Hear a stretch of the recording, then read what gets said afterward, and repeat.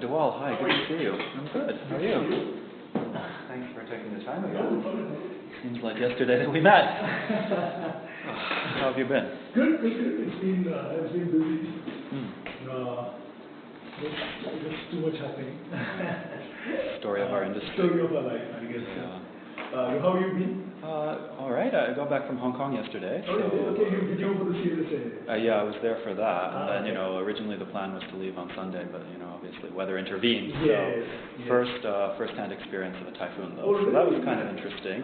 Okay. How bad? It was, very underwhelming, to be honest. Really? I mean, so basically the peak of the wind force happened about 12 noon on Sunday, and by about 1 o'clock I went out for a light lunch with a friend, and you could walk around. It was fine. Okay. A little bit of plastic and branches flying here and there, but generally Hong Kong you can walk around in a covered area. Right. So it's, big fuss about nothing. But the pain was that, the airport was closed for a day and a half, right? So you kind of just are stuck there trying to do work from your hotel room. It's not ideal. So I got back at 2 a.m. yesterday and got back to the office this morning.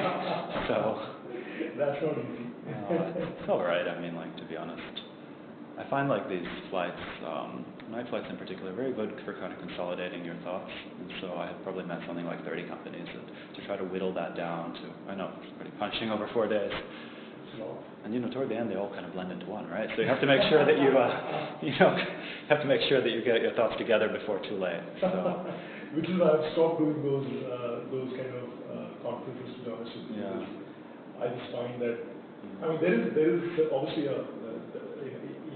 it does make sense. Yeah. But I just find that I just get too much. Too much at once. Yeah. Information, and then there's it's a difficult process. It is. So, but the way I've done it is so I no longer take group meetings. I do almost only one-on-ones because then I can kind of control. Yeah, because then you can control the whole thing, and you don't sit there as just kind of in receiving only mode. Exactly. And then I try to tone it down. So I used to kind of I think the more the better. Now I do 5 or 6 a day, and that's enough. That's enough. Yeah. And one-on-ones I find are obviously more useful, but also in a strange way less tiring also because you're focused and you're not getting frustrated. Exactly.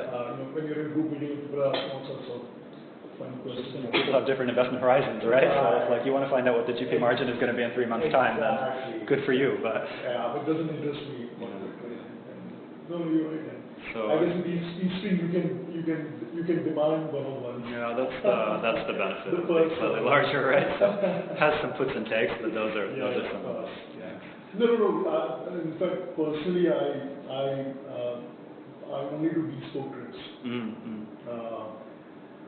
Very rarely do I go for a conference, and if at all, it's very focused. I spend a day and meet 2 or 3 couples that I really want to meet. Is it kind of sector specific? Very specific. Deep very dive, specific right? In terms of the people I want to meet and the couples I want to meet, and so I haven't done a conference in a long time in India.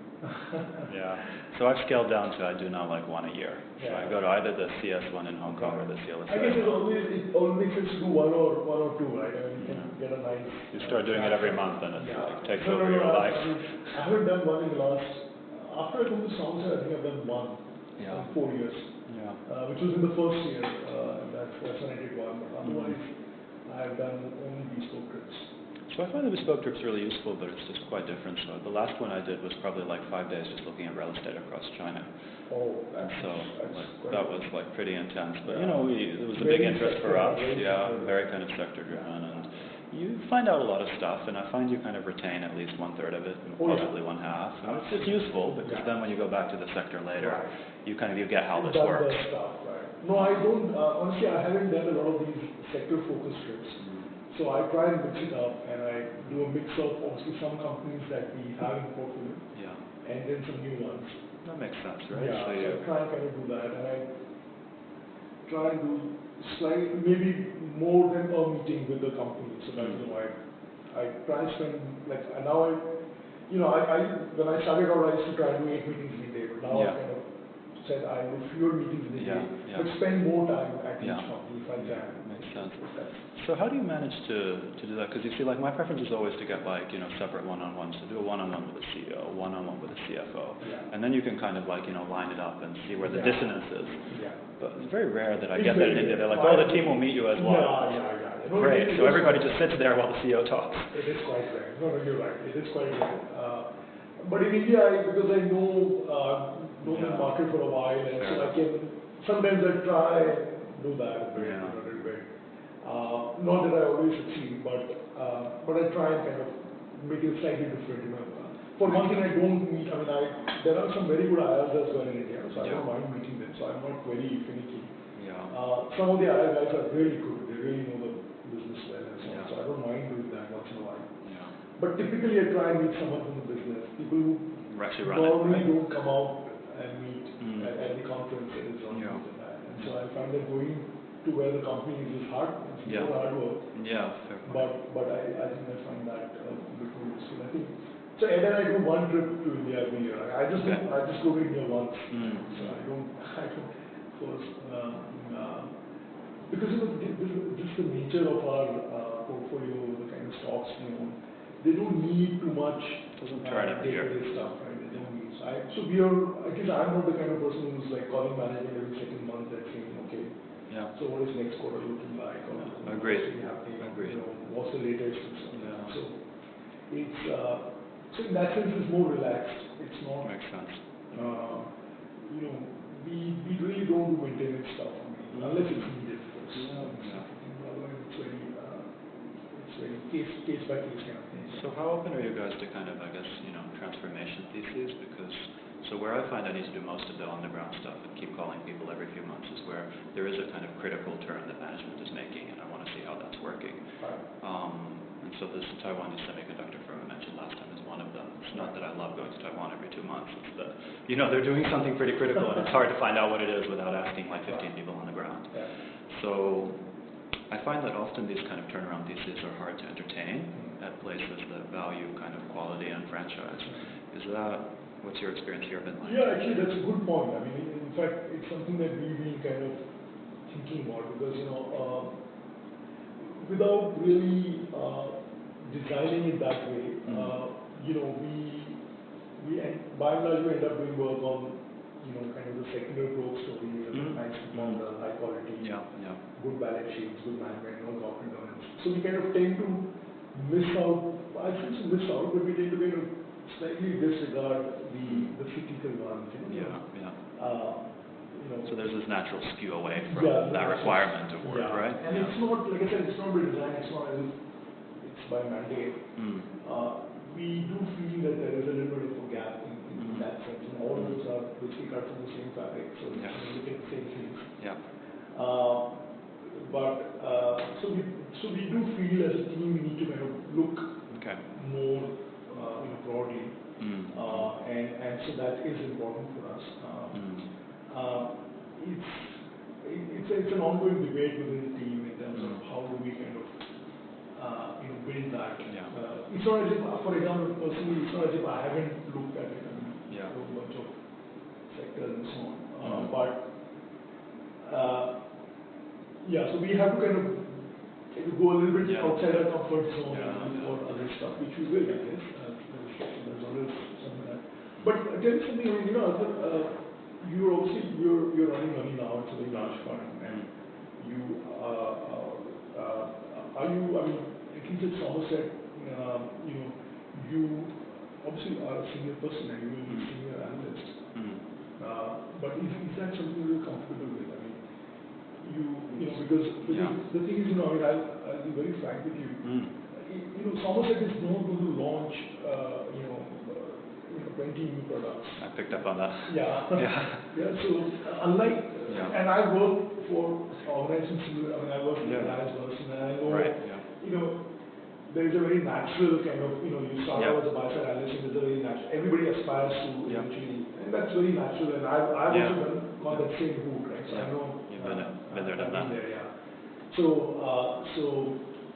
are you prepared for that? Are you I know you do research and you've done research, and I presume you like doing it. But are you kind of happy with just that, at least for the foreseeable future? Is that something that you're comfortable with? Well, I think the way I think about that is that, in some organizations, I would be super uncomfortable and that would never work. In other organizations, it would be a reasonable fit and, leave me quite fulfilled. And the difference is, how does the organization think about the value that's added by research? If you think about it as just a kind of, funnel that just, generates ideas for some genius at the top, I'm not interested in being anything other than the genius at the top, right? Not to kind of be too egoistic, but, if you have more of an organization that actually values the idea generation and the research, alongside PMs, and you see that in the kind of culture of the firm, and you see it in the compensation of the firm, and you see it in the structure of the firm, then, that's something that would leave me quite fulfilled. I mean, there's nothing kind of intrinsically satisfying about managing cash flows in and out of our portfolio, which, great, I do now, and I didn't do before, but that's not where most of our value comes from. And then if you kind of slice and dice where most of our value comes from, it comes from finding great ideas and putting them through to the portfolio. So if there's a mechanism for doing that, then yes. I mean, I guess what I'm concerned about is, lack of value attribution to the research, and then just kind of, no clear relationship between research being done and what is in the portfolio. Because then, you can talk about partnership all you want, but, the fact is, I'm doing all this work, these are my ideas, and nobody's ever making any money from them. So that, and that's, I think, a problem in many buy-side firms. So, especially the really large ones. Yeah. Because the reason I'm saying this is because I went through that same, because before I joined Somerset, I was managing money for 10 years. Yeah. Before that. And at Somerset, while I was also vigorously led, and I'm co-manager for the product and so on. Yeah. But you know how it is, right? You're not really... You're not pulling the trigger. Yeah, you're not pulling the trigger. And you know how the thing, and the guy who pulls the trigger is important. So I just wanted to kind of make sure that you're comfortable with that, because that will be a little bit of a transition for you to kind of manage and understand that before you kind of think about it. So I thought I kind of... but you're happy doing research, and you're happy... That's 80% of my job scope now. And writing research and stuff. Yeah. Do you write now? Do you write stuff? Yeah, so my history is so I grew up at Orbis, and basically the expectation was you write something like a 5-10 pager. At East Spring... Which is what we do as well. East Spring a little bit lighter. I mean, I can show you something just by way of... Can't keep it, but that's something I put out a few months ago. This is kind of what our research tends to look like now. So it's more of a kind of slideshow, and you talk people through it, and a lot of the granular stuff comes out in conversation rather than in the text. But, kind of thesis, valuation, risks. Right. Well, this is your this is average research, is it? Pretty average, yeah. I mean, I try to keep mine more brief rather than long. Other people do longer ones. Right. So I aim for something like 10 slides and, get the message across there. Right. No, we are not fussed about the length of the thing, as long as you are kind of communicating your... You get the idea across, right? Yeah. Okay. So you are you're happy with that? So this is like a normal output, yeah. I mean, but then again, no interest in writing lots of little maintenance notes. And I think we're on the same page there, right? So it's our maintenance is thanks. No worries. I mean, you have to write once a year. Sure. At the minimum. And then it's up to you. If you think there is a need, if there is a change in the thesis, then obviously you'll write. But otherwise, and that can be a 2 per year. Literally a 2 per year. Yeah. Nothing more than that. Fair enough. So, and obviously that's more relevant for people who have got more stocks in. Yeah, of course. So that's obviously, so in that sense, maintenance becomes important for you if you have stocks in. But otherwise, it's not. I mean, it's not really significant. Yeah. So that's the research writing bit. Then on the modeling side, so we have a standard model, and we kind of do one up for every company. My bias is that I think our model is probably overly complex, and I think that it's rare that people with the best models come up with the best investment decisions. So I like to come up with something that is kind of to the point, and where there is a... So this is again something that you build yourself. Yeah. Okay. Well, so there is a template, right? So it pulls the Bloomberg data, and then you go and kind of build it yourself, and very similar kind of processing time is somewhere between 5 and 20 hours, depending on how complex your business is. And typically, I know this sounds horribly cliche, but in terms of how you kind of divide your time, what is your usual day like? I mean, what do you kind of is it a lot of meetings? Is it? I mean, how do you spend your day? So great deal of latitude. I'm very blessed in the sense that the people I work with have no expectations in terms of kind of doables. Right. They have expectations in No terms of stock ideas. No to-do list. Very, very little. So, okay, so overarching kind of way to think about it is that we review our pipeline as a team. We do that every Thursday, so it's a weekly meeting. Mm-hmm. So we look at the portfolio construction, but at the same time we kind of run through a screen, and we run through a kind of team to-do list. And so these are the ideas that we generated from the screen or from a meeting or from whatever else, and this is the number of days outstanding on this idea, and this is kind of Arthur or Hugh or whoever was working on it. Right. So we do have a kind of like list How just do to keep track. how do the ideas get formed out? I mean, who Yeah. decides who does what? So it's 70% of them come from the portfolio construction review meeting that we do, Okay. which has two sources of ideas. First of all, a screen of our universe, which is sifted according to either evaluation or return on kind of IC or E metric, Mm-hmm. or then we have a watch list of stocks that almost made it into the portfolio previously, and then of course we have our portfolio, and so that kind of provides fodder for research in terms of something that's underperformed dramatically, or something where earnings revisions are changing very dramatically.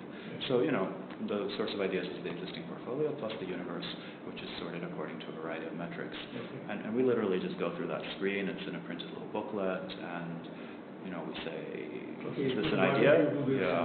You Yeah. can just distribute it to the team. Yeah, we pretty much kind of put our hands up. So it's like Okay. depending on who has more ideas on the Right. pipeline. So it's quite collegiate. Right. There's not one guy that says like, you do Right. this, Arthur. So there's no sectoral kind of stuff. There's no. No, I mean, there are like some sectorial biases, right? Right. So one of my colleagues is like ex-tech specialist, right? Right. So So that that makes comes sense most for- easily for him, but then again, like I took UMC, which is this Right. thing, because he wasn't Yes. interested, right? So, and vice versa. So, Right. fine, like maybe TMT and consumer comes most naturally to me, but Sure. there are at least 3 other people that can do a really good job, and Right. 2 others that can do a passable job at analyzing those businesses. So, Right. so it's not sector based. Okay, so it's Yeah. kind of just, okay. Yeah. It's very similar to here because, we basically, we have, as I was saying last time, we have basically country or region, kind of responsibilities. So in that sense, it's like, and because it's a small team, so there's enough to do and stuff. Yeah, exactly. So everyone's plate kind of gets enough food. Right. And so then in terms of time allocation beyond that, so that provides the overall structure. I try to spend most of my time kind of, thinking about stock ideas rather than other forms of activity. But, we're a large buy-side firm, and we get a lot of flow in terms of management meetings, and every once in a while something else comes up. So I would say that probably end up doing, at least 1 or 2 hours of stuff that is not directly related to generating new great investment ideas, and then, fingers crossed, 5 to 6 that are directly focused on that. So, a management team comes through and it happens to be a big holding, and generally it makes sense to Do you meet guys have them. analysts as well? I mean, do you have analysts who do this? No, so basically, the way that we've kind of set it up is so everyone's a generalist, 80% analyst plus portfolio manager, 20%. And then if you want kind of more analytical insight that's deeper than that, we pay a lot to the sell side. And so we never pay them for their judgment, but there's no buy side. there's no army of people sitting there. I mean, well, there are a couple of younger ones. Because why have a battery of analysts sitting there when you can have sell side? We find it's hard to get the same quality, and as long as you don't take their judgment or their advice, the sell side analyst can be an extremely and you're useful tool. paying them, right? So you might as well. Yeah, So you're a team of what, 4 or 5 people? 5. 5 people. Okay. Interesting. So, And is it one large fund, or is it like several? I mean, how? yeah, how so the way to think about it is that we basically have 3 flavors, and they're in kind of increasing or decreasing diversification depending on which way you want to see it. So, Okay. we have our life company client, which requires an extremely diversified portfolio, and we have to actually manage the tracking error to a low number. And active share. Pretty much is very close to the benchmark. It's like benchmark plus 100 bits kind of target. Yeah, that's the target is basically 100 bits. So active share That's like very 60, typical of 70. insurance, I guess. That's what they want, right? I mean, like, you can try to talk them out of it, but anyway, like, they provide some capital. So we do that. And then we run a kind of, at the opposite extreme, we run what we call a dynamic product, and that is a 30 to 40 name product with active share that's, 80, 90 instead of the 60, 70, and the alpha target there is 3%. So that's really what we've been focused on. Japan, right? Yeah, it's Ajax, yeah. Right. Okay. So that's at the other end of the spectrum. That's at the other That's end. a very concentrated Yeah. portfolio, high alpha, right? Yeah, but the way to think about it is that, okay, so say that there are these 30 or 40 ideas in the concentrated dynamic portfolio. I mean, almost all of them are going to be in the diversified thing as well. And we just kind of add on a few, Yes. like, mildly attractive things that Sure. might outperform a little bit. Right. Just to give the portfolio the shape that the client wants. But also in here, it will be a much larger position, right, in the concentrated fund. Yeah, which is attractive, obviously, right? Because, I mean, Got it. fits through the economics and Right. among So the other ideas are the same, basically, but it depends on very large. what There's you- like 90% overlap, Right. right? So you just kind of have fewer positions with dynamic thing. Right. And the idea is the dynamic thing actually gets third-party money, which is Right. obviously higher fee paying. Right. And then we have something But in the between mandate that. is benchmark was 300 bits. That's the target. Okay. Yeah. Right. So Those are the two basic kind of. yeah, there's one thing that's in between that. Okay. And Got it. has another client-specific like Right. twist. So very mandate-driven kind of stuff. So benchmark was 200 or something. Like Yeah, that. exactly. So we are in the third camp, as I'm sure you're aware, right? So it's all Clear. equally 40 stock portfolios. Yeah. We don't do tracking errors, but very high active share. Yeah, Obviously. yeah. Active shares of over 85 and 90%. Yeah, yeah. And obviously, the target is to get those kind of alpha. What are the client's alpha expectations? That's a good one. I think net of fees, it's about 150 to 200 basis points over the long term. Yeah. Which Should be doable with Yeah. a kind of franchise strategy, right? So that's the kind of long-term goal. But obviously, as you know, there's pressure on the business in terms of fees, in terms of performance, and more and more people want lower manual fee and higher. Do you guys have performance fee? We do, but it's small. nominal. Same with us, yeah, it's very, very small. Because typically long onlys I found is difficult to get substantial performance fee But I think it's hard unless you have you need that inner management comfort as well as like client acceptance. So the shop I used to work for, Orbis, so they kind of transitioned some of the big clients, I think including Ontario teachers, right? They transitioned to a largely kind of zero management fee, almost entirely performance fee. Do you get into, do you have to wear a marketing hat as well? Do you meet a lot of investors, potential investors? I've met a few. Yeah. I mean, to be honest, the performance is just kind of the 3-year rolling turned positive last quarter, so you know how the market is. I'm not interested unless that 3-year rolling is where it is. So I've met our large client many times and know the kind of key people and dynamics there, and pitched at a few other clients, but it's not a day-to-day activity. But it's largely all institutional money? Yeah, it's institutional. So like retail is, we do actually have like a CPF acceptance on here, but it's small and like kind of like no ROI on doing much marketing there. Yeah. You don't want to. Exactly. Okay, nice, interesting. But I guess these are the type of things that I would have thought and hoped that a smaller, more nimble, privately held firm like Somerset would be more interested in kind of optimizing. Whereas at Eastspring, it's kind of go with the flow. I mean, if the marketing department wants to market your product, then you go and market it, but you're not going to have huge influence. We are very, very careful about when we market, whom we market to. Very sensitive to AUM. How do you incentivize your marketing guys? Because I think that's the key thing, right? Yes. No, I think the thing is that I know it again sounds cliche, but we are really driven by what the investment team wants in terms of the product, in terms of what is an ideal AUM, what kind of investors should we be looking for, and so on. So in some sense, it's truly a investment-driven kind of asset management company. I get it, but like the marketing guys are still the guys going out there, calling up. Yeah, so I guess what are their incentives? Yeah. Just No, their incentives are obviously a function of what they are able to kind of generate in terms of AUMs. Yeah.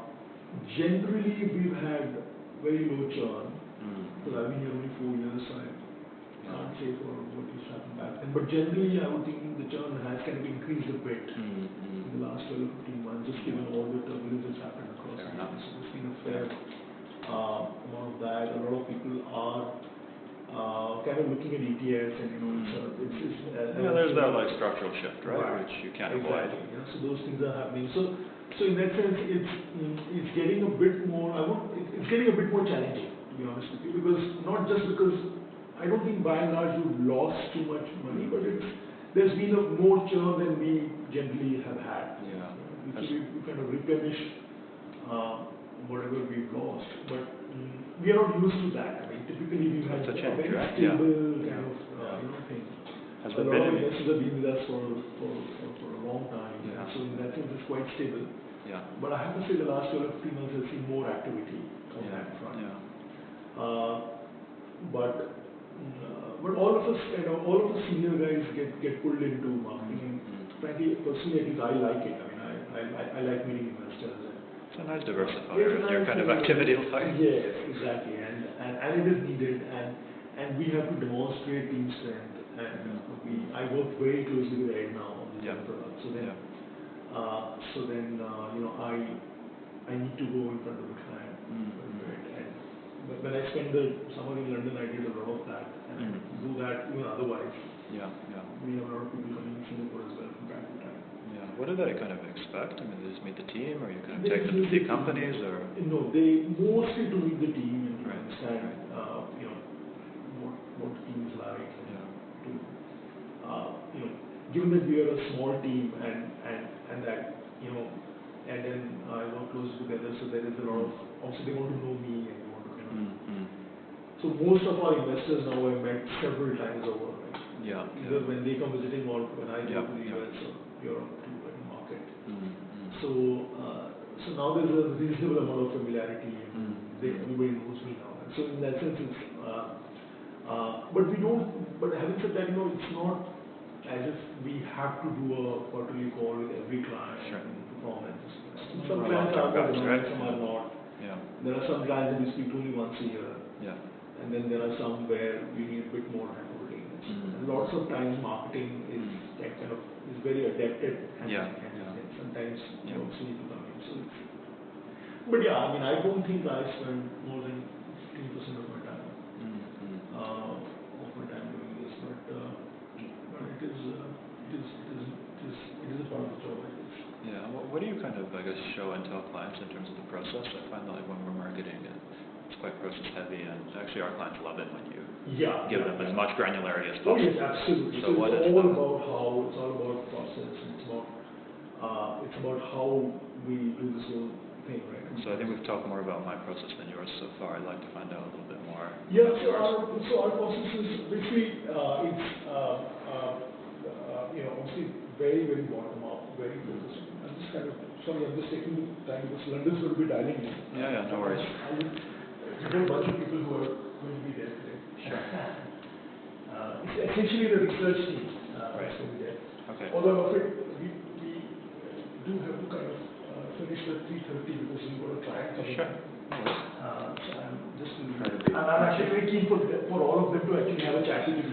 But of course, whilst they're coming on, we can chat. Are we expecting any of your other colleagues from the Singapore office? No, I'm afraid not, because Tim is away, and so there's and Dave is traveling as well. Yeah, no worries. So, but the London team is there in full force. Right. All right. And you met Mark and Ed the other day. That's right. Along with me, and but now today, the people you're meeting are basically the research team, the entire research team from London. So, but it will have to be slightly short, but I'm afraid. Got to be punchy in the answers, right? Okay, sorry, you were asking. Yeah, your process. So, no, I think it's fairly. I'm sure it's nothing that you haven't heard before, but it's basically very hardcore bottom up. So we have a very clearly, defined and articulated way in the way we look at risk across the stock. We think that so you control risk through the quality of stock that gets in. And so we look at these 4 buckets, right? So this business, financial, governance, and valuation. These are 4 broad buckets. So no matter which stock we look at, which geography, everything has to be kind of discussed. So our reports are kind of written with these 4 key risks in mind. When you look at something like business, for example, examine the business for cyclicality, Yep. growth, competitive advantages, Yep. Long-term kind of sustainability. ESG issues are becoming increasingly more and more important, so that's a very fundamental part of our analysis. Yep. So that's on business, the usual stuff, right? Yep. And then obviously financial is all about balance sheet and allocation, capital allocation, and free cash flow, so forth, profitability, and you look at new bonds. Yep. And governance, obviously the usual things about making sure minority investors are protected. I know I'm just probably mentioning this in passing, but governance is really, we are very, very focused on making sure we are in with the right people. Right. So that's critical. And finally, there's always obviously valuation. And the thing is, within that, Arthur, we give the analysts a reasonable amount of freedom in terms of what is it they want to look at and how they want to look at things, and so on. And so these are that's the basic way we kind of look at things. Yep. The idea generation is pretty much left to the senior analysts to kind of do. Right. The more junior ones, the ones that have kind of come in more recently, we do a mix of guiding them a bit and then letting them do their own stuff. So kind of feel that a mix and match of directing them at some stage and also letting them do their own stuff is probably a better way of doing it. Yeah, that makes sense. Yeah. So we kind of so for me, for example, because my idea generation is not so much screen based as much as it is on the basis of my own experience and of my own kind of knowledge of Indian market. And we have a very kind of well-defined universe of stocks, right? So things that we would look at. There's lots of stuff that would never just falls out. It just falls out, right? And so we have like globally 40 stock portfolios, right? So it's not as if we need to have lots and lots of stocks. So it's not really driven by coverage. So I don't cover India as such. It's just about saying that So that sounds kind of overall pretty aligned with what I've done throughout most of my career. I mean, a few kind of differences here and there. But overall, bottom-up company analysis. No, like for example, I don't track Reliance in India, and it's a market cap, $120 billion company, and I have no idea what's happening because I know that it will not pass muster. Not that I like it, but but I know that I've never really owned Reliance, not in Somerset, not in my previous thing, right? So there is no pressure in that why aren't we covering Reliance, the largest company in the country, and so on.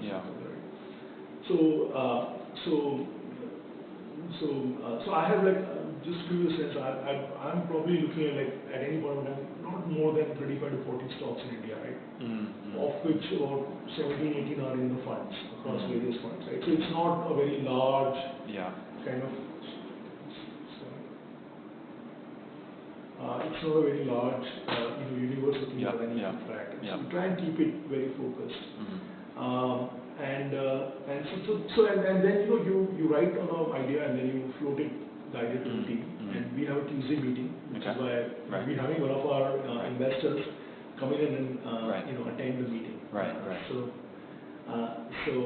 we have this Tuesday meeting where before that you're supposed to pass on. You sort of send out the report to everybody. Everybody has a look at that. There's a lot of Q&As before that, and so the meeting is an official forum for you to present the idea. And then there's a lot of obviously back and forth, and typically it takes a while for an idea to kind of get into the fund. Because you will normally have some pushback and you go back and iterative research. It's an iterative process. And then within the team now, so there is a team of 3 of us, which is Ed, myself, and Anthony, who work on the GEM and the mid-cap portfolios. And then there's Mark, who we met the other day. Mark and Chris and Henny, who we will meet now, who are a part of the SMID, which is the small and mid-cap fund, and the small cap fund. So Mark and his team run the small and mid-cap and the small cap team, the portfolios. Whilst Ed, Anthony, and I, we kind of look at the GEM and so we have 4 main funds, of which Ed manages 2 and the other 2 are managed by Mark. And then there's of course Edward Lamb who kind Sure. of runs a slightly That's right. separate shop, and then the other Frontier Fund which again is Right. separate. What's the kind of overlap between the SMID guys and, in terms of working and ideas? There's and a you? fair bit of mid-cap. Sorry, there's a fair bit of overlap. And the thing is that even whilst I'm working for, I work closely with Ed and Anthony on the Yeah. general mid-cap. Yeah. But insofar as it comes to India, Yeah. here they are. Hi guys. Hi, morning guys. Hi. Hi. This is Arthur. Hi, morning. Hi. Hi, everyone. Hi. Chris. This is George. Chris, George, and Kumar? Yes. All right. Yes. Great. Arthur, if you don't mind, I'll just let them Sure. have chat with you. Yeah, yeah. I'll come and see you. Yeah, sounds great. Yeah? All right, thanks a lot. No problem. See you guys. All right, so I understand we have 30 minutes, so I'll try to be kind of punchy in addressing what you're interested in. Yeah. Could you just maybe just give us a quick summary of perhaps why you want to leave Eastspring and what you think could be interesting about Somerset? Yeah, sure. So very briefly, 10 years in the industry, long-term investor. I do my own bottom-up research. Pretty independent and quite willing to be contrarian. And the majority of my time over those 10 years spent managing Asian equities with an intrinsic value philosophy. I've done that at 3 places. So at Eastspring for about 3 years, I've been a co-manager of a $12 billion vehicle, and that's met its alpha targets over that period. Previously, I was at a company called Primrose, a much smaller vehicle, for about 2 years, and we put in a high single-digit alpha over that period. And then I kind of grew up in London at a firm called Orbis, which was also intrinsic value oriented, and I ran a paper portfolio of 5B of global equity, albeit with a bias toward Asia, and high single-digit alpha on that paper portfolio. So, where I am today, pretty comfortable at my current role. I think pretty good at my current role. Not actively looking for a job, but when someone called me up about Somerset, it was a firm that I had some familiarity with. It was previously on a kind of list that I considered applying to when I was previously transitioning careers, and heard a bit about that. And I think between the fact that the investment philosophy and the process are quite similar to what's kind of optimal for me, and the fact that I think the partnership structure and I think the kind of privately held nature and long-term decision making of the firm probably fit better with me than my current role. I thought it would be worthwhile just having a discussion and seeing what you guys are looking to do, and whether I can help you with that, and whether I might be able to kind of take the next step in my career at Somerset. So, kind of one interview in, spoke to Ed, Mark, and DeWalt previously. That was largely confirmatory, at least on my side, that there was a lot of overlap in terms of investment processes. One was kind of thinking about stocks. So we're kind of keen to continue that discussion and be as transparent as I can about what I can and can't do, and then hear about how you guys work.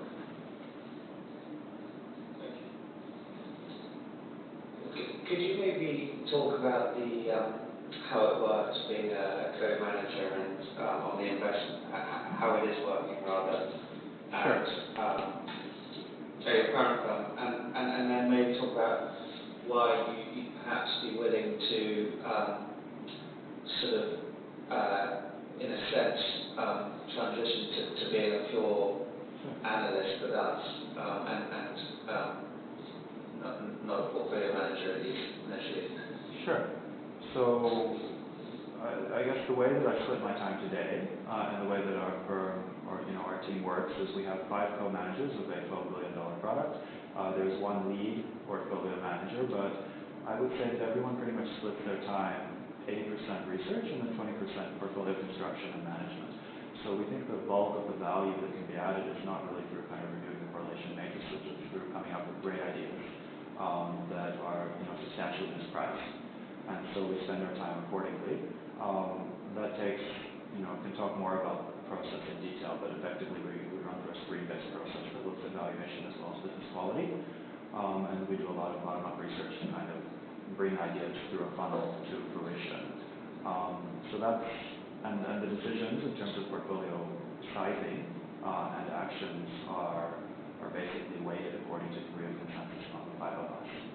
So again, a team run by 5 people, there are no kind of analysts outside of us. We all do our research, and we all participate in the portfolio management process. So why would I be willing to step away from that, given that there is a broader range of responsibility versus a typical research position? So the way I think about it is that there would be many firms in which I would be very miserable as a research analyst, and probably some in which that would work quite well for me. The starting point is that I think that most of the value that I add is through research, and most of the time that I spend is on research.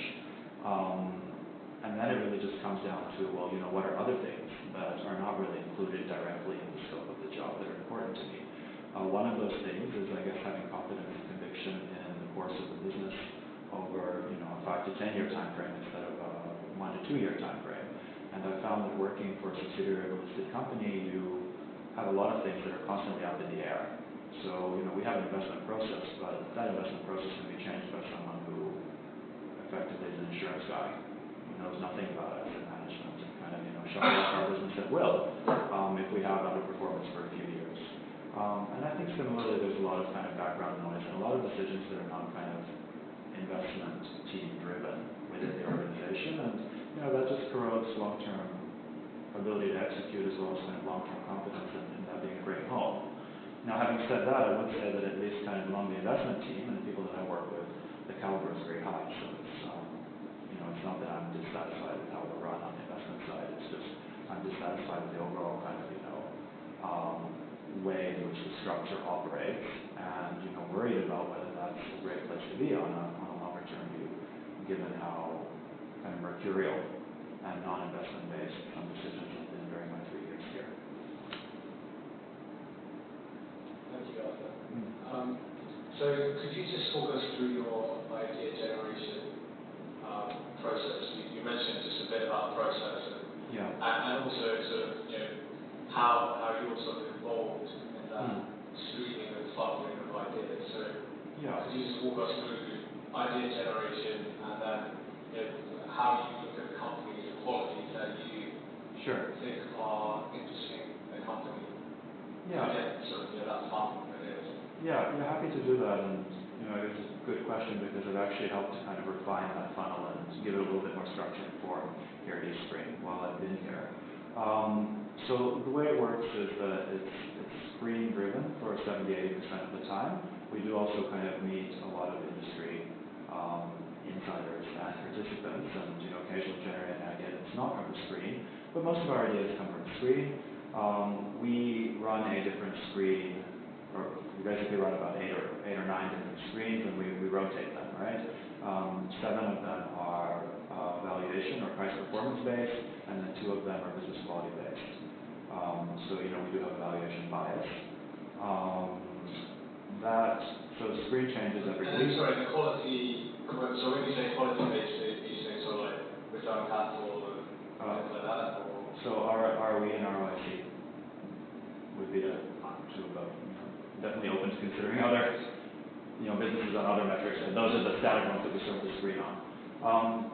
So we have a meeting to review our entire universe for outliers on those metrics, and we find it's quite useful to force ourselves to use each one of those metrics every once in a while, because it overcomes some kind of behavioral biases of kind of just feeling you might never look at a stock.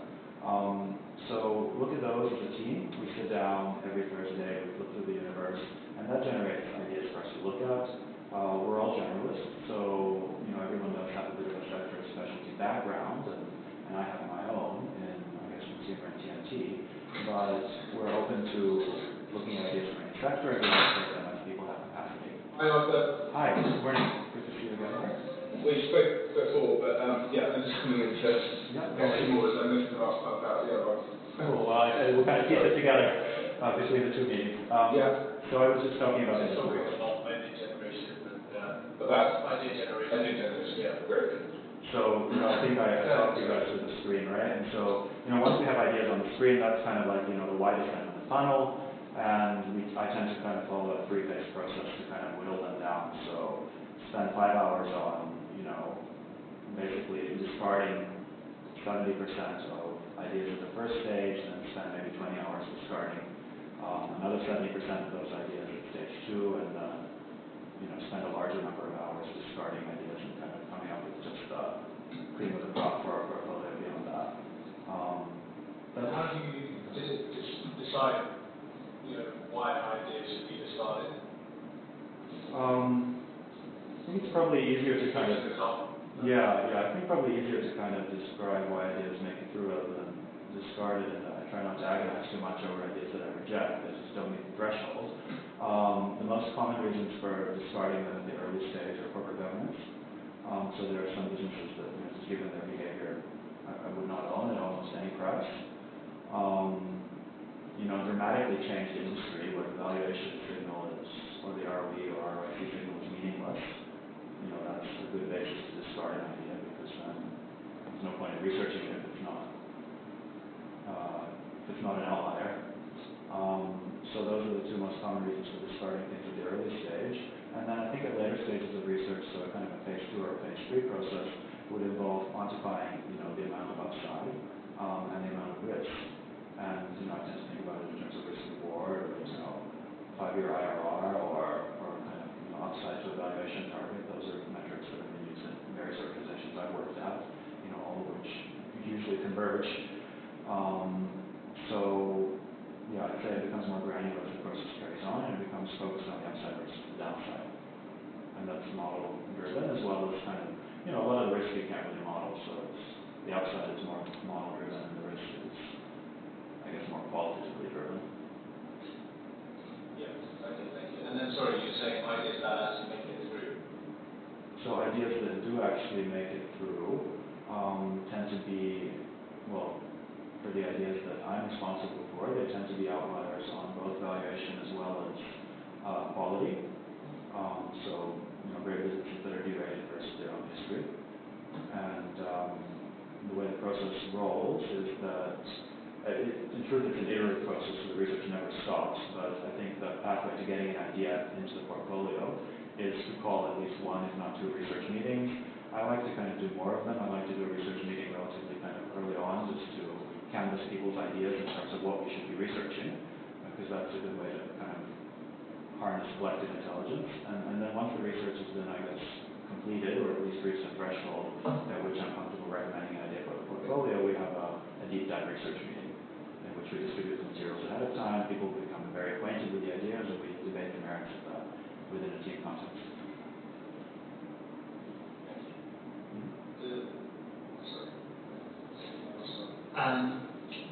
Just maybe on the last point that you spoke about, great companies that have derated versus their own history. Is there, obviously normally stocks derate for a reason. Sure. Whether that's a change in the industry, or an operational misstep, or perceived lower growth prospects. Mm-hmm. And sometimes that derating is merited, sure. And sometimes it's not. What are the ways in which you try and distinguish between those two cases? Sure. Well, I should say before I answer that question directly, try to bias the odds by buying things that are, dramatically derated rather than just a little derated. And there, I think we know that we have, many behavioral aspects that, help kind of systematically shift the odds in your favor. But so, what is the research that we do in terms of trying to understand whether the derating is merited or not?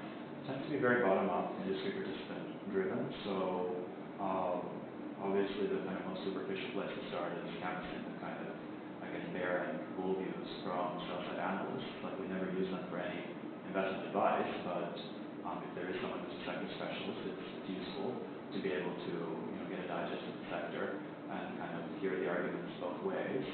And then we spend a great deal of time speaking to people who are more informed and who are actually participants in the industry. So not financial market operators, but business owners and operators.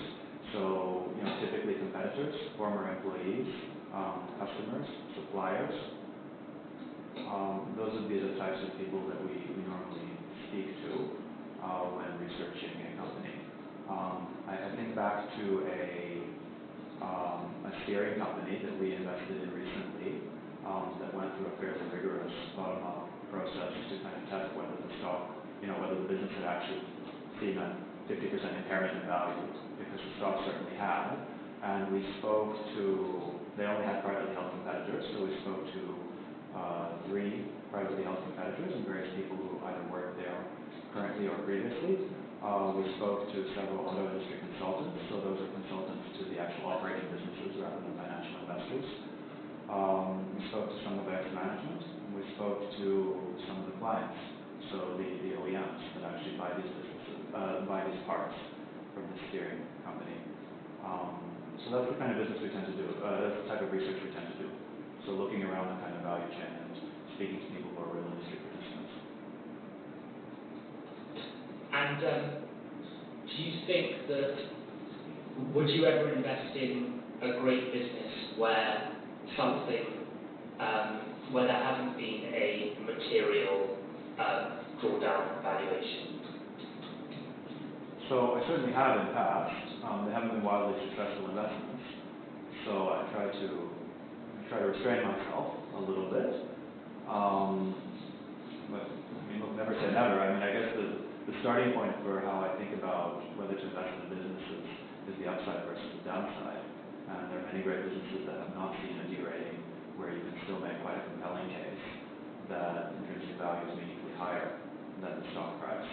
It's just that it becomes that much harder because you don't have various kind of behavioral issues providing you a tailwind. You actually have a bit of a headwind because everybody likes to extrapolate good results.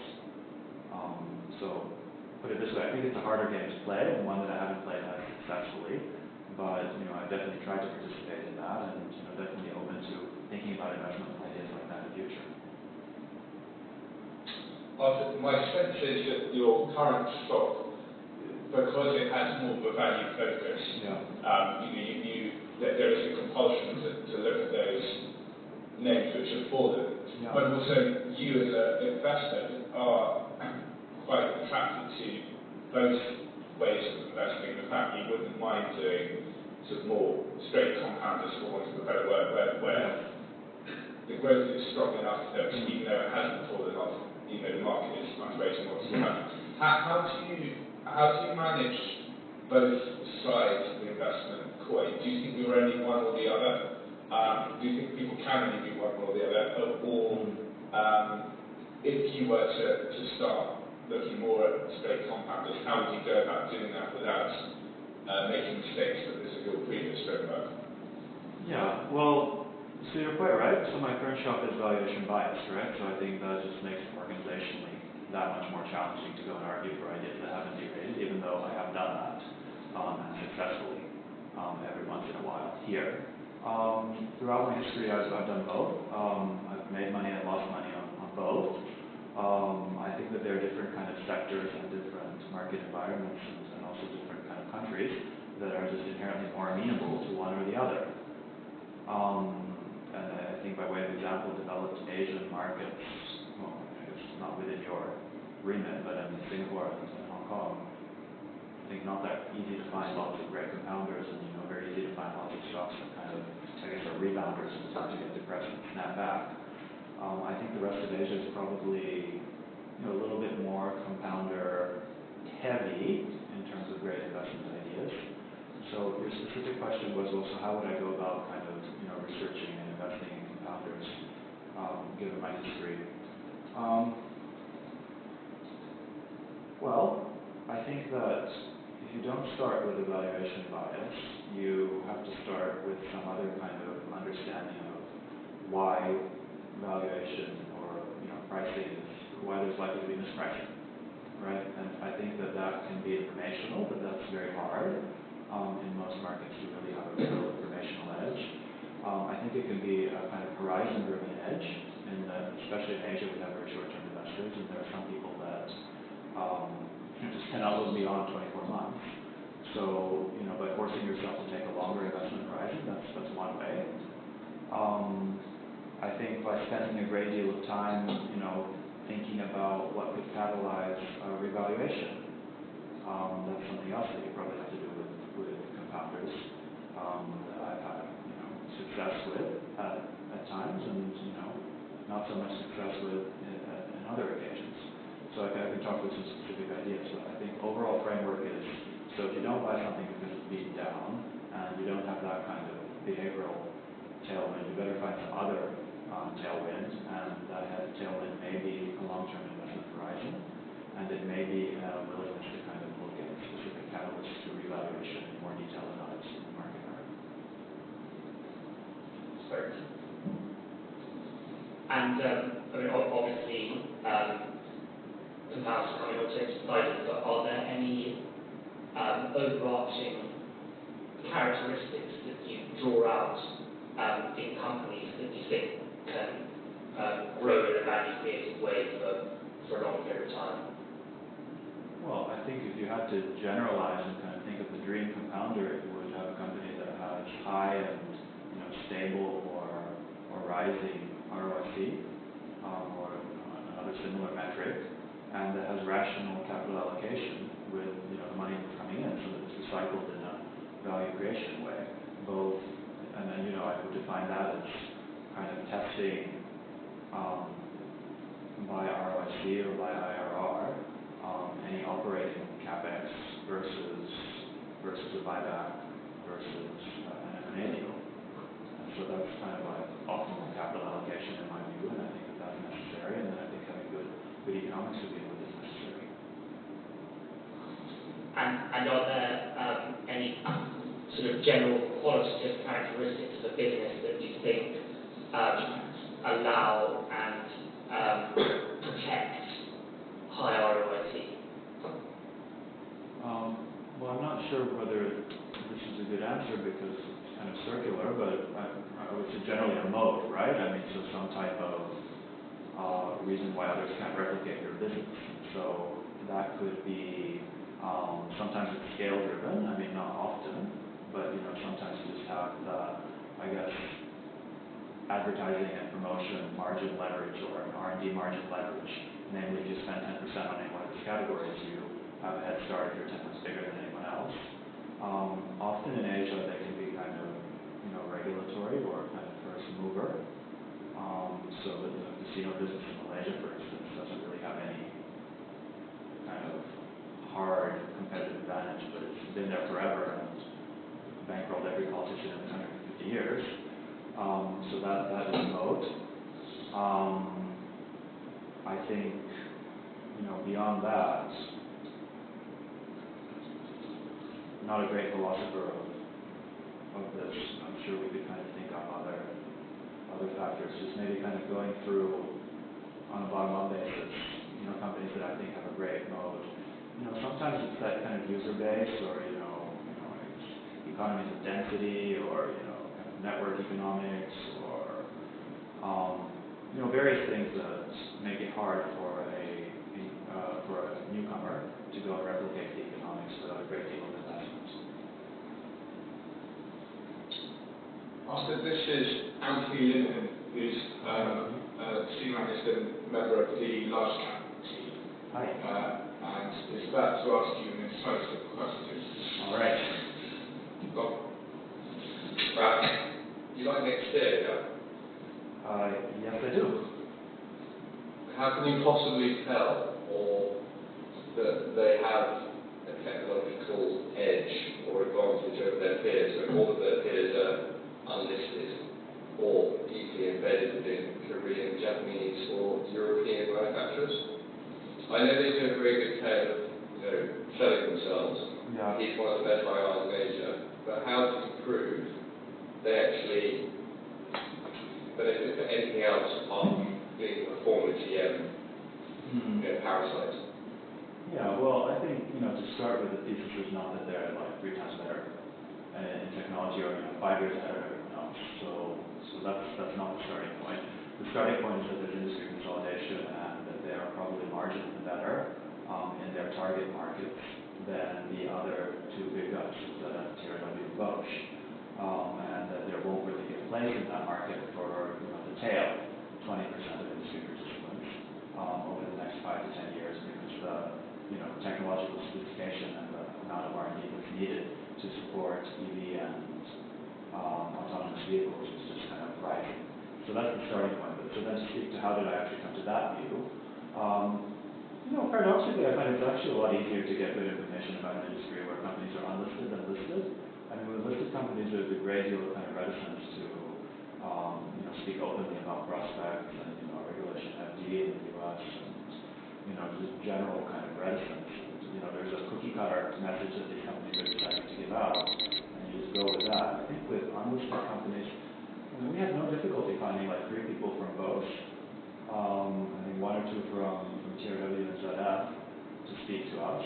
We have no difficulty finding 2 industry consultants that consult to TRW and Bosch. We spoke to a former buyer of these components in BMW BMW buys globally, but he happened to be based in China, so he was able to speak most powerfully to how the products were, better priced or better value for money in China. So, it's just a standard scuttlebutt.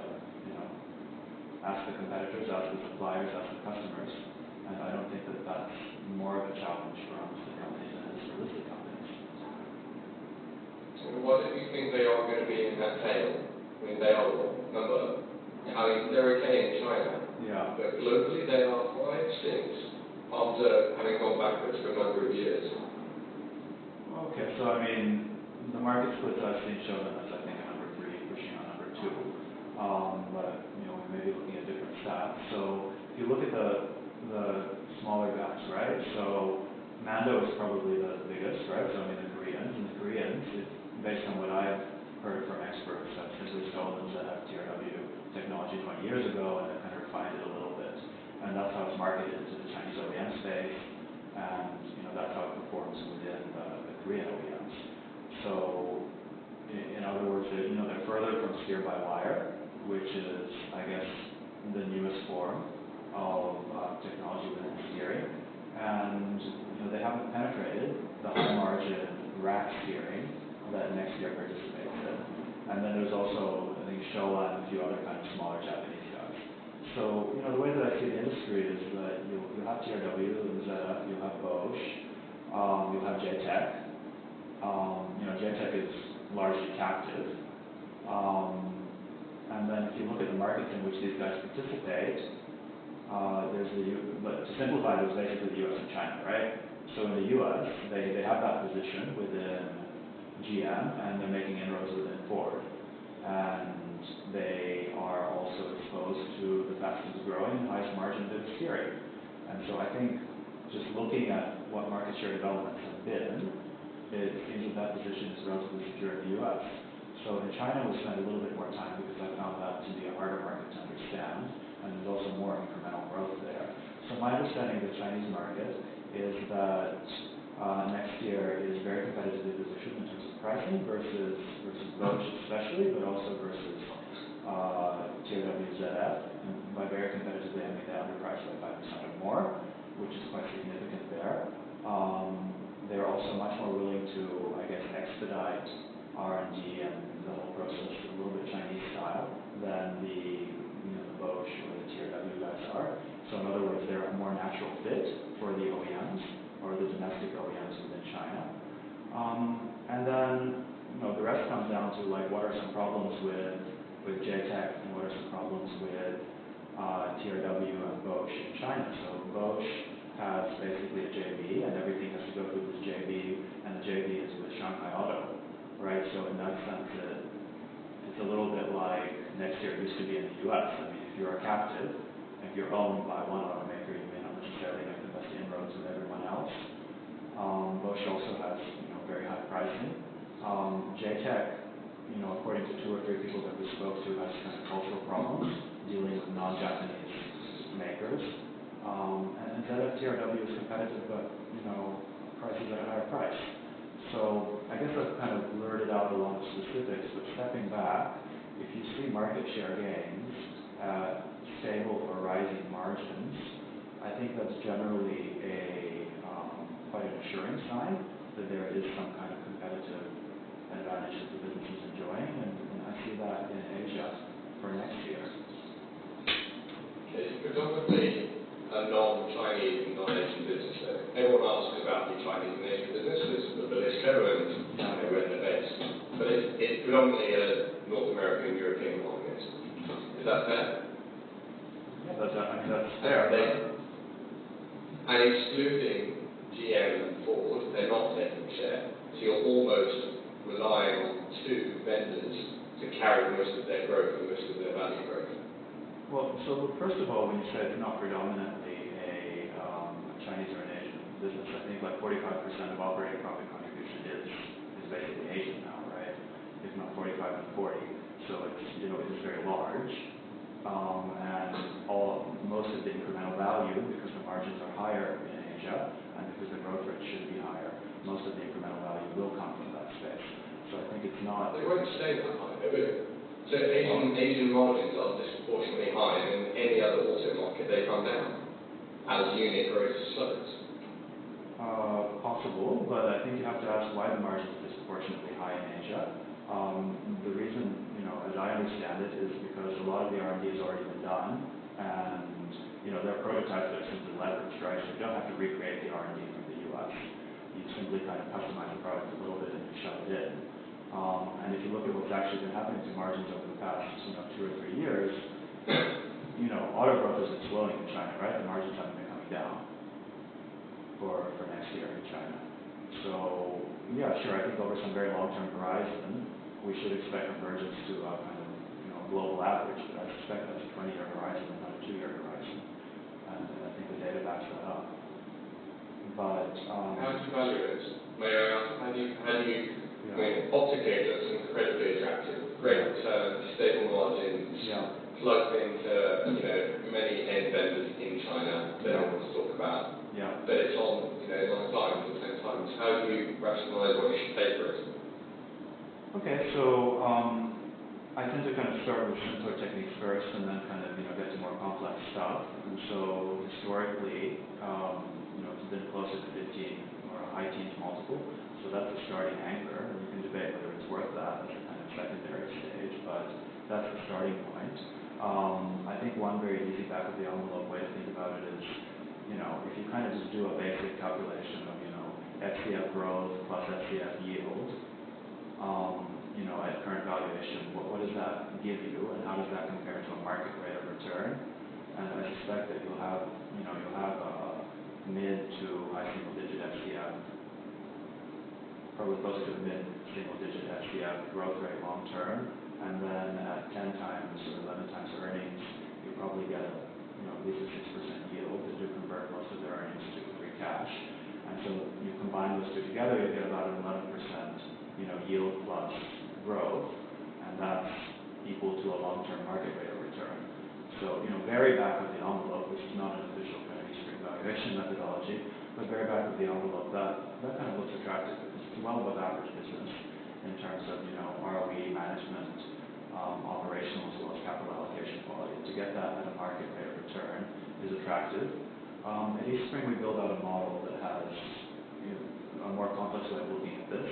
So we use 3 absolute return methodologies and 3 kind of relative upside methodologies. The absolute return ones are DCF, RI, and DEM, and then the relative ones are multiple base. And so we tend to kind of triangulate between those. The first batch will give you a kind of fair or intrinsic value, and the second will inform you as to what the market is likely to pay based on either peers or history or whatever. And I find if you put those together, you get to a multiple that looks like it's 15 times plus, versus the current 10, 11, 12. So that's how I think about valuation. And I think it comes at a relatively low risk as well. So it's not the highest upside idea I have at the moment, but it is one where I think the long-term risk of permanent impairment of capital is pretty modest. Thanks, that's probably enough on next here. You talked about UMC and coal as some interesting, maybe contrarian views from the last interview. Are there any other stocks or parts of the global supply chain you'd like to talk about where you've got a different view from the market? Yeah, a couple. So Chinese property is probably a thought-provoking one where my view is, I think, quite different from at least the buy side, as reflected in valuation. I don't know how familiar you guys are with it, but 20-second pitch is that if you look at the historical fundamentals of the sector, you'll basically see that profitability as measured on ROE or any other metric is double that of the market. Growth has been double that of the market, and valuation is half of that of the market. So that's kind of an intriguing starting point. You can kind of buy a business that does 20-30% ROEs, 20% growth, and it costs 5 times earnings. What's the kind of differential or contrarian point of view there? So there are a number of things the market is worried about, and you see that in discussions with other buy-side investors, and you see that with some of the research the sell-side puts out. Generally people doubt whether the growth rate and the profitability is sustainable, and I've done a lot of work in terms of both the top-line growth as well as the margin sustainability, and I feel that top-line growth will be a lot lower in future than it has in the past. Profitability will probably be largely intact, and you can justify that both by looking at unit economics of available projects in China at the moment, as well as by economics of property developer peers operating in similar markets in Asia. And I guess most people tend to have a kind of, especially quality investors, they tend to almost apply a quality discount to the property names. And I would argue that if you look at the actual behavior in terms of corporate governance, capital allocation, any other objective metric, the property companies probably, the developers in China probably deserve a premium on grounds of corporate governance to the rest of the Chinese market and probably the Asian market as a whole.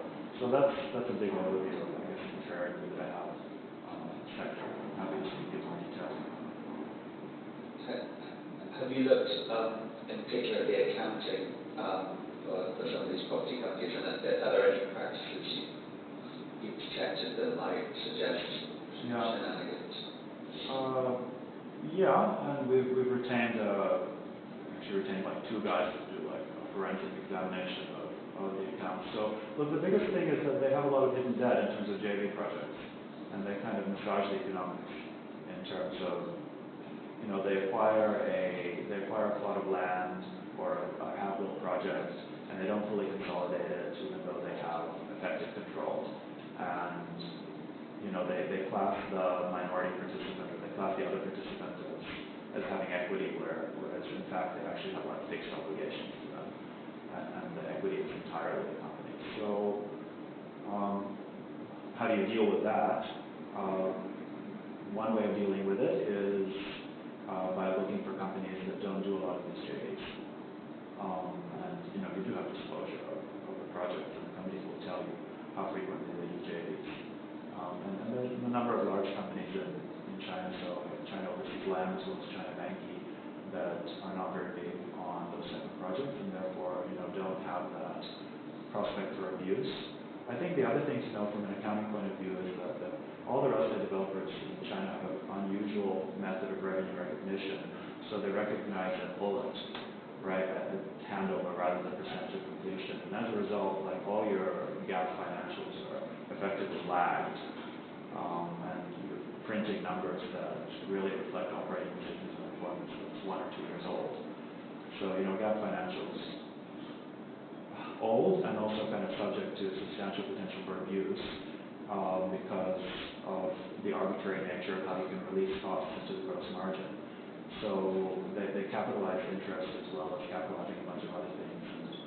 And the way you're supposed to do it is you're supposed to kind of ring fence it at a project level, but everyone knows that it's not properly ring fenced, and they manipulate the margins. Not systematically in any one direction or another, but they do manipulate the margins for margin stability.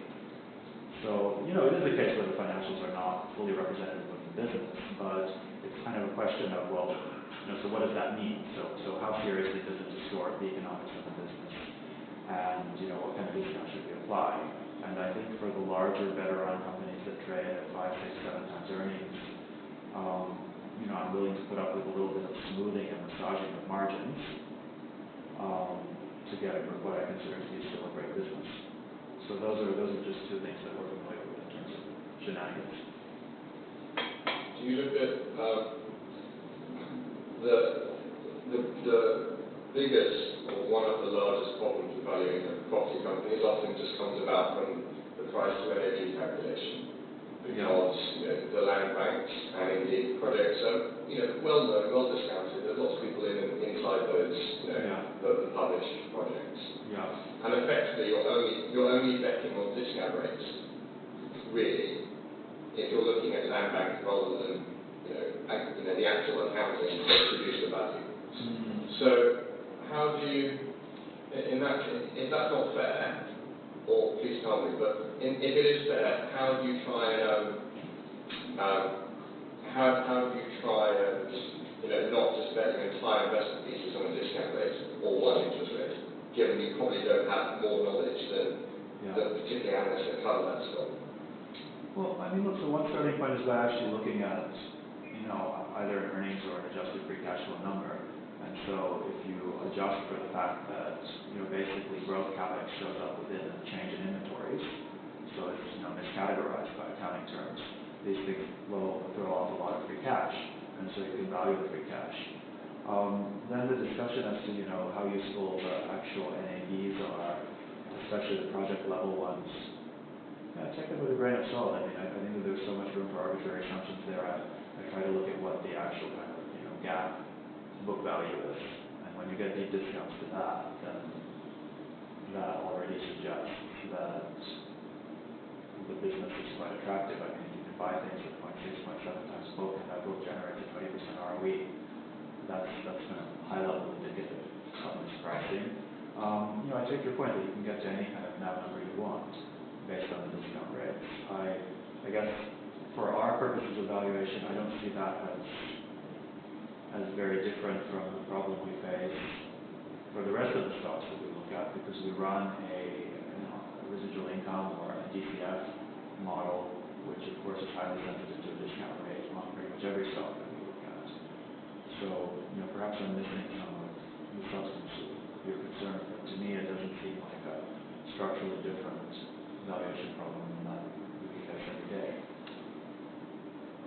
If you have a discount rate that is highly subjective, then you go to the hard tangibles, which are one's economic profitability, and we know that they make them up or smooth them, and so you're guessing the extent to which they're smoothing them in any 1 or 2 years. That's my concern. It's hard to get a proper valuation either way. Can I just come out with a different? Sure. I don't want to go on a circular. Sure. It's a sector that's riddled with government intervention. So, that's just a characteristic of it. Sure. How do you incorporate that into your analysis? Well, okay, so let's talk about what that government intervention is, right? So there's a bit of a kind of start-stop housing cycle that's been getting shorter in terms of periodicity and, a little bit kind of smaller in amplitude. So, the government kind of meddles with money supply and with overall kind of, macroprudential measures that affect the property market. I don't think that there's systematic meddling in terms of choosing winners or, launching lots of new SOEs or kind of intervening in market share gains and losses. So I think it's, it's subject to macroeconomic tampering in much the same way as the autos industry in China and many other industries in China. How do I incorporate that into valuation? Well, look, you can do it in several ways. I'm not a big proponent of this, but some people want to use a kind of a beta-adjusted cost of capital or discount rate, and we've tested that just to kind of test for whether all the mispricing was simply due to just not incorporating beta. I'm not a big fan of looking at beta-adjusted numbers myself. I think this will answer your earlier question about how do you incorporate the smoothing and so on. I'm happy to look at longer-term economics of what these businesses have done, because I think by definition you can smooth, but a 5-year average of many smooth numbers is likely to be an accurate 5-year average. And similarly, we can look at project economics, on a spot basis in terms of acquisition costs of land, build costs, and spot prices for ASPs, and those, I guess, are inputs into what I think about as normalized profitability. So I think history is informative, and I think we can look at bottom-up project economics, and I think those are informative and supportive of what I think about profitability.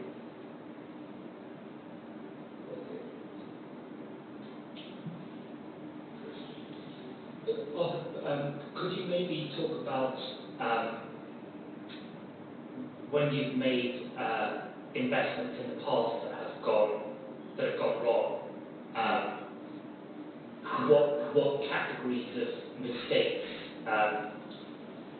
you would say that there are that you've made, and how you try to avoid falling into them again? Sure. So I think when thinking back at the mistakes that I've made over the past 3 years, possibly because of the valuation skew that we have, they've probably been skewed towards cigar butts and I guess bags of cash, to simplify, that never kind of re-rated to what their intrinsic value is. I think an interesting and quite an illustrative one is a medium-sized company by the name of FIH Mobile. So I think that's 1 or 2B. When I first looked at the stock about a year and a half ago, you could see that almost all of market cap was accounted for by the cash they had in the bank. It's a subsidiary of Foxconn, so it's kind of Terry Go's company. So it's a part of a well-run and relatively honest conglomerate that is unlikely to simply steal that cash from you and from minority shareholders. It has a real operating business, so it basically supplies smartphone casing and assembly services. Not to Apple, but to basically most other people in the market. And, so the way you could look at it is that almost all of market cap was in cash, and then even if you kind of discounted that cash to nothing, it was still generating a 10 to 15% free cash flow yield. And that yield was based on their economics over 7 years, as well as the prospects for economics in the future. Valuation was extremely attractive.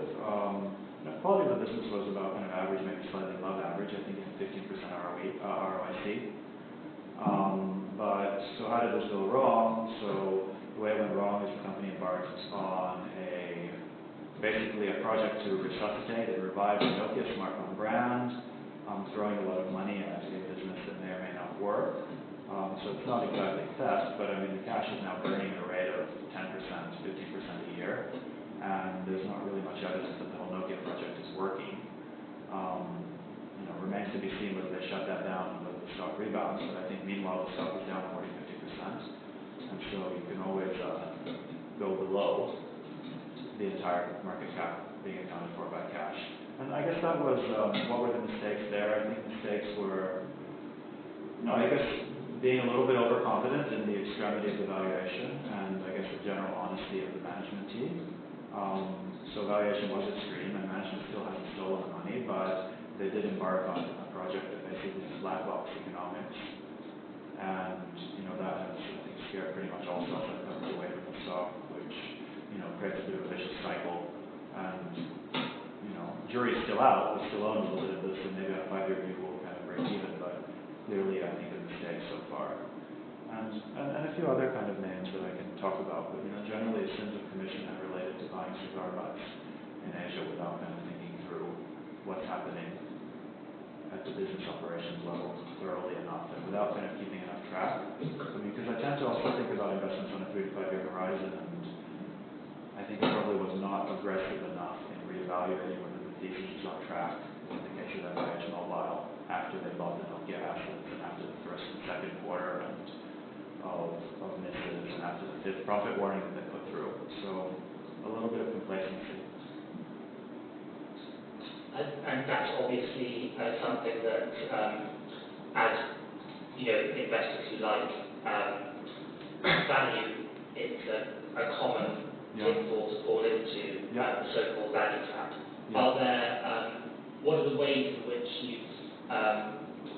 you've developed to try and stop yourselves from doing that, or to identify companies that might turn out to be value traps? Well, I think a starting point is that if I look at something that has extreme valuation, I also insist that it has, very good capital allocation and honest management, especially here in Asia, because that's the number one way in which you can go wrong. I mean, cash can just be stolen from you. And, truth be told, this business did kind of, tick both of those boxes, and the management was quite honest. There was no history of theft. And they had a real operating business. and that operating business did not look like it was going to go away. So I think beyond kind of insisting on having that quality checklist, I think that the next and most important thing to do, and the thing that I failed to do, was kind of track the thesis aggressively and see whether things are changing. Because starting an OK project that's going to burn cash at 10 to 15% of cash balance per year was not part of the thesis. And I think I kind of let that slide as forgivable if you have like so much cash, right? Clearly was not forgivable by the rest of the market. Thanks. Thanks, Arthur. Maybe in the last few minutes, do you want to talk about why you moved to Somerset? What's the attractions of your current post are, and sure. What you're looking for? Yeah, sure. So some great things about my current position include the people that I work with, investment process that I can work within, although it's a bit more value skewed, and just generally an environment where you feel that you are contributing to the final product, both through the research as well as through the portfolio management side. I guess the downside, and I think what could be better at Somerset, would be, first of all, a better alignment with the kind of long-term, business strategy and ownership of the firm. And what I mean by that is that, being part of a listed vehicle, and so we're a subsidiary of Prudential PLC, there are a lot of investment decisions made at our firm that are not investment team driven, and there's a lot of kind of hanging on and just general noise and disturbance that's caused by people that are not investors. And I guess the practical danger is that although we have a great process, we have a great team, very well aligned to most of them, that team can be taken apart after 2 to 3 years of underperformance. It's not something we face now, but it is something that can change. And so I think I'd like to work at a place that has more kind of ballast, or kind of firmer commitment, and where that if you work there, you're buying into the investment philosophy and the investment process, and that there's no way that will change. Or, at least it's not going to be turned upside down, or evolve perhaps. And I feel that's something I don't have at Eastspring, and that's something that I might have at a firm that is similar to Somerset in terms of ownership and, business management. What are other bits that are attractive about Somerset? I think we've talked about the differences between these kind of rebounders and compounders. I mean, I'd probably appreciate a bit more latitude to look at higher quality businesses that don't have such a strong kind of behavioral pricing signal. And so I think that would it would play to my strength as an investor, and I think it would kind of allow me to generate higher returns, and that flows through to firm success and individual success. And so I do feel a little bit tied down at my current role. So those would be the two major things for me. So basically better alignment with the long-term ownership and management of the firm, and then also a little bit more liberty to look at compounders and to exercise my discretion, subject to the results, but I think based on my hit rate of picking compounders historically, that would be additive and not detractive to my investments. Thanks, Arthur. And any other questions for us? Yeah, I mean, maybe at this stage, given the people in the room, I'd love to hear more about, how your process differs from mine. I think we both feel that alignment of investment philosophy and process is absolutely critical to get a good fit here. Could you kind of talk about, what you see as maybe just the weaknesses of how we're not aligned, or, potential problems that you might perceive? I've got views for it. Yeah, I think so. Our process, just within setting those stock types that we talked about, try to capture both compounders and rebounders. So we want to be open to both, with the idea that any whole is a composite of opposites. And I think our best stocks have been compounders actually, and they've delivered the strongest return, and we have greatest confidence looking at them. And sort of slightly prefer the rifle shot, competitive advantage, stroke consolidated industry approach, in which you can really zoom in and do a lot of work on an individual company. I think we have been less good, albeit within a value-trapped market in which value, which is the same, has got value, at getting rebounders, or many of those that we have been compounding companies which have fallen off drastically and bought into them. Right. But we're very much still open to both sides. So I think what you would add is perhaps a bit more experience and focus on that part from our point of view.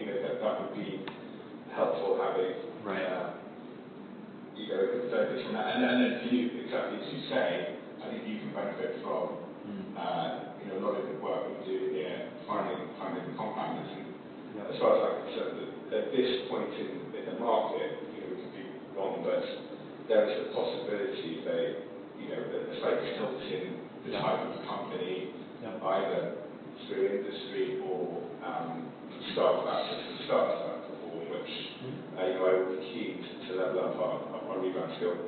In terms of the process from idea generation through to inclusion in the portfolio, I don't have quite as good a sense as what yours is, but there's certainly along the way there's quite a lot of team feedback into each idea. So the junior analysts have to write a two-pager which can get shot down quite early by the mentors or the team members. So there's oversight there, and then we're about to have the Tuesday morning investment meeting.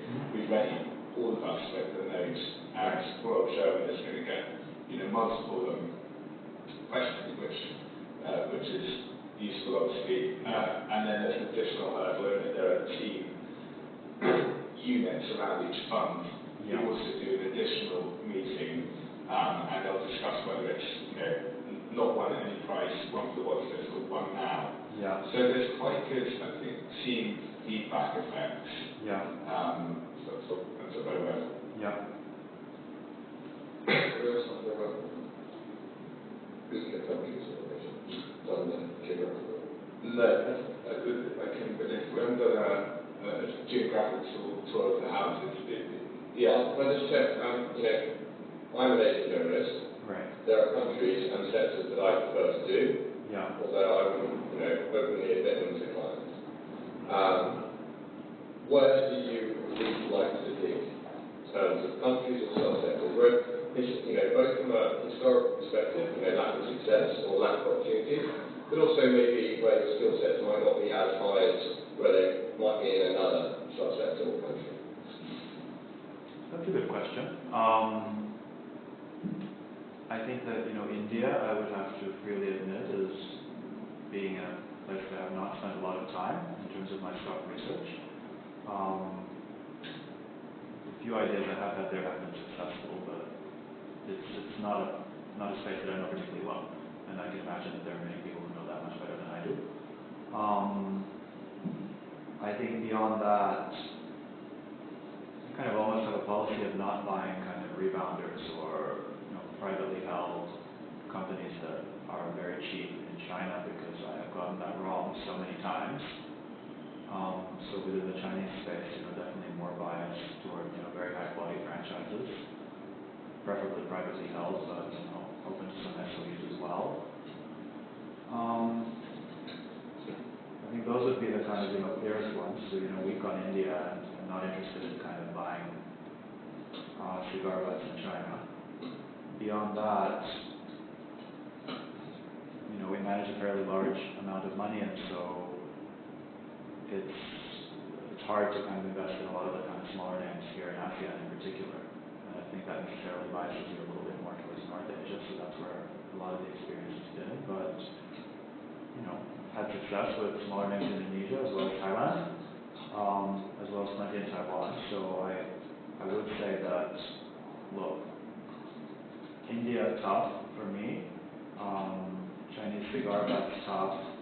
I think Korean conglomerates, and I think there's like a whole spectrum of these kind of, low ROE, often state-owned or state-influenced companies like KEPCO and shipyards and everyone else in Korea that I just do not excel at picking stocks within, even despite the fact that they go through kind of cyclical adjustments, and not very interested in spending a great deal of time doing that, except within quite narrow areas where I do have a bit of an edge. So those are prepare a detailed answer, but those are some thoughts in terms of what my weaknesses might be, or some areas where I think I have limitations. The rest of it is pretty kind of comfortable. On a day-to-day basis. How many Taiwanese stocks have you written on? How many Taiwanese stocks have you written, published on in the last year, or maybe 18 months? We've only published a final report on 4. Done work on a lot more than that because there are competitors to them and so on. But which 4, please? Okay, so Catcher, Case Tech, Eclat Textile, and there was another, not Shinzo Textile, there was another textile company.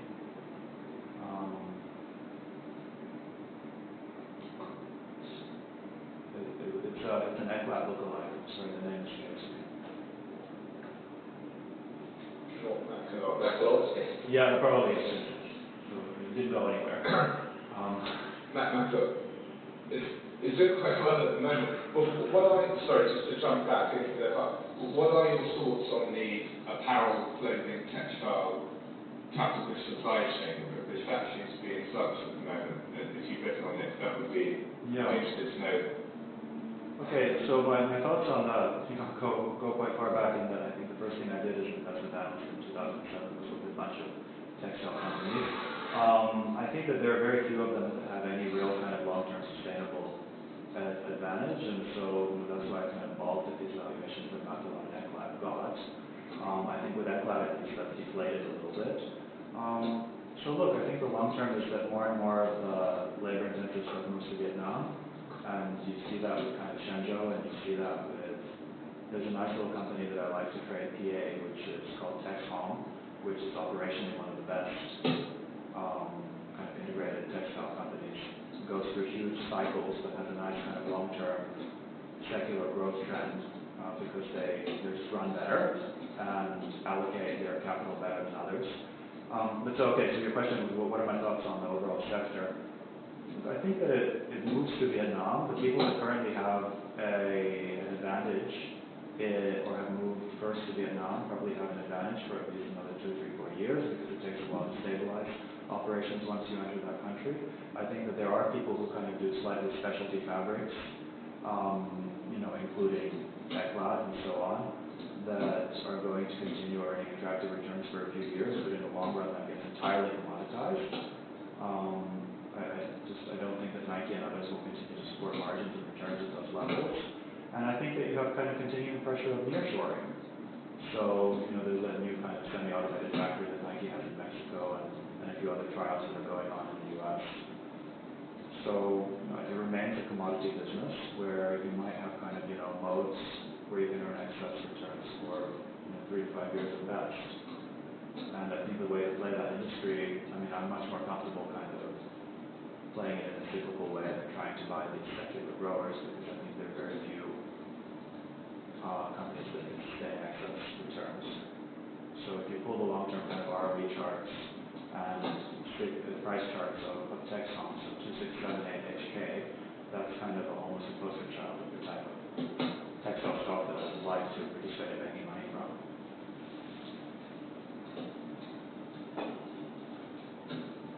Thanks. Any questions? No. Missed. After that? So I do. If you have a few minutes, I think. Yeah. I guess one thing that's been bouncing around my head is that I know that you guys have, quite a distinctive culture with most people having grown up within Somerset, and I think that's great for firm culture and continuity, and that's one of the attractions.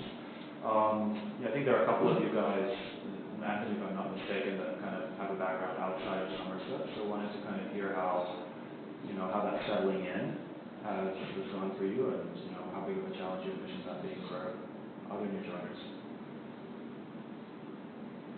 The settling in process, might be slightly different in that we're a much larger firm than we were when I started. Okay. So I've been here 5 years. Right. And joined Somerset in its 5th year. Mm-hmm. We're going into our 11th. Okay. Yes. So, one's impact on the smaller bunch of people you joining a much bigger team. Yeah. So, the message one is easier. Yeah. The second one is, we're still not enormous. We're not Eastspring. Yeah. We're not, we're not JP Morgan Asset Management. So we do have to get on in terms of shared ways of thinking. Right. Not identical people, but you right. have to not come to work and argue about how you pick stocks. Yeah. So that's something that you could be comfortable with and we could be comfortable with. I don't know about Eastspring, but other big firms have multi-boutique asset management models, and that's not the case here, right? Yeah, We are one single unit, and the institutional focus is that. There's also no big fixed income books to pay the bills if we go wrong. So that is also very different. Yeah. So, in short, it's easy for you. I'm jealous. Secondly, it's great working somewhere where you only have one focus as opposed to many, and you don't have to worry about listed results. So it's clearly an upgrade in my opinion. Yeah. Okay. So Chris, you joined quite recently, in winter. Yes. I joined 2 years ago. Okay. And I would say, having worked at a very large organisation before, the nice thing about Somerset is that it's a small enough team that you can get to know everyone pretty quickly. Right. And people do make a real effort to integrate new joiners not only into the investment process but into the culture of the firm. Yeah. It's difficult to talk about that without turning it into a cliche, but it is a nice place to work, and people will make a big effort when someone new joins to make sure that they feel welcome. That's certainly how I felt. And what about just like the interaction between Singapore and London? I mean, I guess especially for Anthony, right? Like, how much work do you actually do with anyone in London? Well, this VC runs hot, so it's always on. Right. So, look, I speak to more. I used to speak more to Tuan when I sat next to him than I do now. Right. But I still speak to him, most days. Yeah. It's just he's in the afternoon, I'm in the morning. Right. It's probably easier to get the ear of the portfolio managers in London than it is from Singapore, because they just sit next to them. Yeah. But that means you've just got to be a bit more front foot. So if you're driven and you've got lots of great ideas, then that's for you to do. Right. You won't bump into them on the way to the loo. That's the shortcoming about Singapore. But all the upsides. But otherwise, no. I mean, there's no. It feels very much like one office, one firm. It's not a, St George in Singapore. I was there, but we didn't have a VC, and it was just two of us. So it was sort of, we had the spider phone on the desk and sort of feet up, smoking drums on, and it was a little bit more disconnected. But it's the volume of communication has picked up a huge amount since, and even then it was a very good sort of constructive sort of relationship between the two offices. And what's useful being live in Asia is you can quickly give the London office the sort of the latest what's been going on. So there's a natural flow there. Yeah, I would agree. Part of the reason I enjoy being based here. It's just more conducive to my process. Great. Well, so look, I think there are many things I'd like to learn more about your process, but I'm conscious that you have a meeting coming up, so I just don't want to drag this out forever either. I think that from my point of view, I continue to be of the belief that there's a lot of overlap in terms of how we approach stock picking on a bottom-up basis, and I'm keen to continue the conversation. Thanks, Simon. That would be great. We'll collate the views here, but definitely be one of the strongest candidates so far. So we're interested in this end, and the upside in that type of partnership is you need everyone to meet you. It's going to still a couple of different things to turn. But yeah, let's keep this going. Great. Thank you very much for your time. Yeah. Right. Thanks, guys. I appreciate it. Take care. All the best. You too. Bye. Let's leave this. Let's leave it on, shall we? We'll do it. Yeah. All right. No worries. Yeah. Thank you. Sure.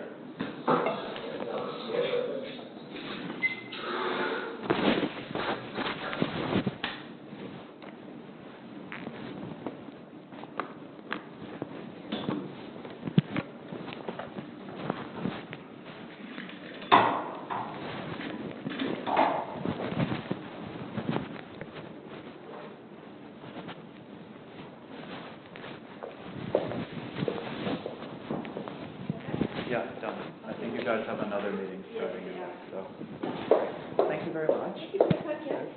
Thanks, Ross. Good conversation. Learned a lot from you and learned a lot from them. Glad I came over. No, I think it went on a lot longer than I was thinking. Yeah, I know, right? Feel a bit guilty about stretching it out. No, They seem quite engaged. Sorry, so I that's a think good there's been sign. some, good, that's great. No worries, perfect. Good to have some surprises in life. Okay, all right. Thanks for coming. Well, and We'll see you. keep in touch. Cheers. Bye then. See you.